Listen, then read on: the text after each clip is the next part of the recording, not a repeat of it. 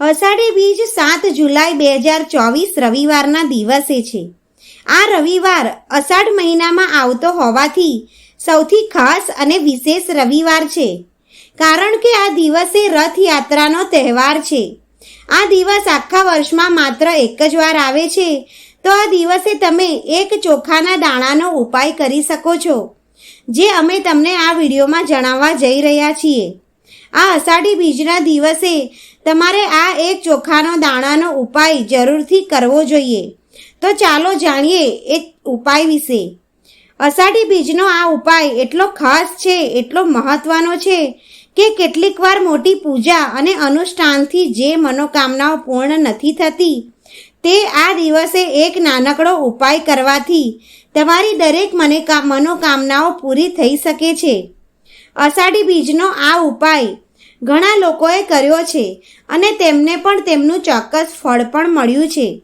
જો તમે પણ આ ઉપાય કરવા માંગતા હોવ તો પહેલાં આ ઉપાયને સારી રીતે સમજી લો, તેને સાંભળો અને પછી જ આ ઉપાય કરો. તેનાથી તમને અવશ્ય લાભ થશે. પછી ભલે ગમે તેટલી તમારી સમસ્યા હોય. તો ચાલો મિત્રો, આ ઉપાય વિશે આપણે વાત કરીએ. પરંતુ તે પહેલાં તમારા માટે એ જાણવું જરૂરી છે કે આ ઉપાય ક્યારે કરવાનો છે અને કેવી રીતે કરવાનો છે.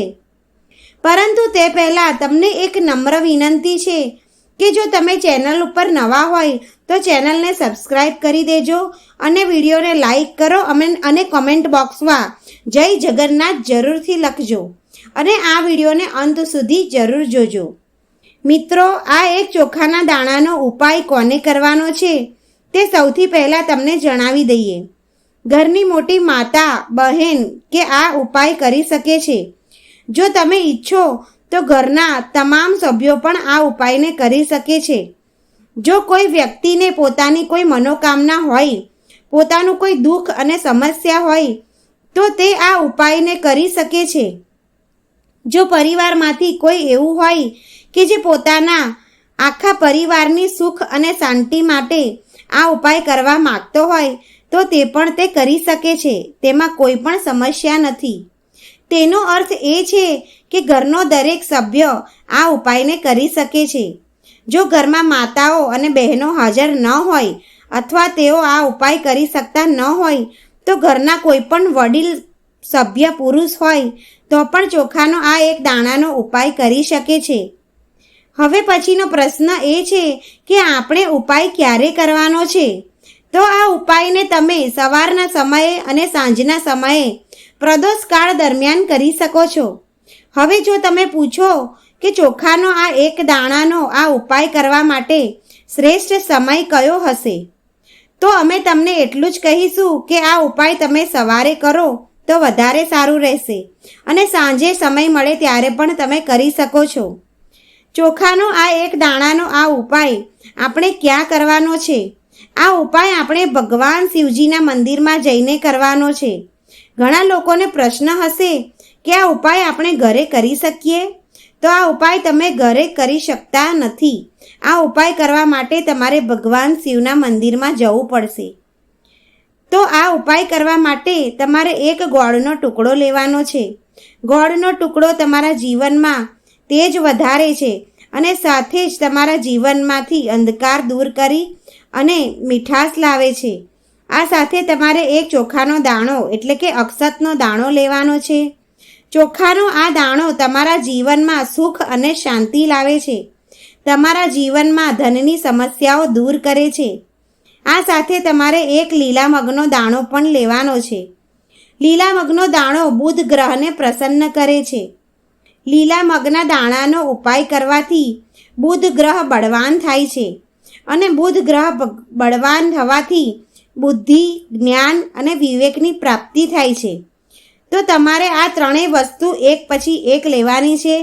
એટલે કે તમારે ગોળ એક ટુકડો, ચોખાનો એક દાણો અને એક દાણો મગનો લેવાનો છે. લીલો મગનો દાણો આખો લેવાનો છે. તે ખંડિત ન હોવો જોઈએ, એટલે કે તે તૂટેલો ન હોવો જોઈએ. અને તેની સાથે તમારે ઘરમાંથી તાંબાના વાસણમાં શુદ્ધ પાણી લેવાનું છે. હવે આ તમામ સામગ્રી લઈને તમારે ભગવાન શિવજીના મંદિરમાં જવાનું છે. આ ઉપાય તમે સવારથી સાંજ સુધી કોઈ પણ સમયે કરી શકો છો, પરંતુ આ ઉપાય તમારે રવિવારે જ કરવાનો છે. તો સૌથી પહેલાં તમારે પાણીના તે વાસણમાં ગોળનો ટુકડો, ચોખાનો દાણો અને મગનો દાણો નાખવાનો છે. આ ઉપાય તમારા જીવનમાંથી બધી સમસ્યાઓ દૂર કરવા માટેનો છે. તમારી વિશેષ ઈચ્છા ત્રણેય સામગ્રીથી પૂર્ણ થાય છે. જે આ ચોખાનો દાણો છે તે તમારી ધનની સંપત્તિમાં વધારો કરે છે. લીલા મગનો દાણો બુદ્ધિ, જ્ઞાન અને વિવેકની પ્રાપ્તિ માટે હોય છે. હવે આ વાસણ છે તેનાથી તમારે ભગવાન શિવના શિવલિંગ પર ધીમે ધીમે જળ અર્પણ કરવાનું છે અને શ્રી શિવાય નમસ્તુભયમ આ મંત્રનો જાપ કરવાનો છે અને મનમાં મહાદેવના નામનું સ્મરણ કરવાનું છે. જો તમે આ ઉપાય કરશો તો તમારા જીવનની તમામ પરેશાનીઓ દૂર થઈ જશે.